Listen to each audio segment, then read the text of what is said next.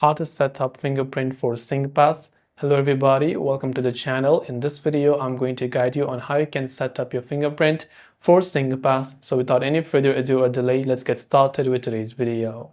If you've been trying to set up a fingerprint for Singpass, especially if you're using from an Android phone, remember that setting up a fingerprint is not a whole different process itself. It's just that whenever you log into your Singpass account using your Singpass ID as well as your password, it's going to automatically prompt you to use and set up a 6-digit passcode, which you can choose to use with your fingerprint as well. Now remember that after you have set up fingerprint, if you happen to change the fingerprint or biometric scanning from your device and you added another one, the fingerprint is going to get disabled. So in that case, you have to re-enable it. But in most cases, right after you log in and when you try to set up the app, it will automatically ask you to set up a fingerprint. And this is not a whole different process. This can be done right after you log in.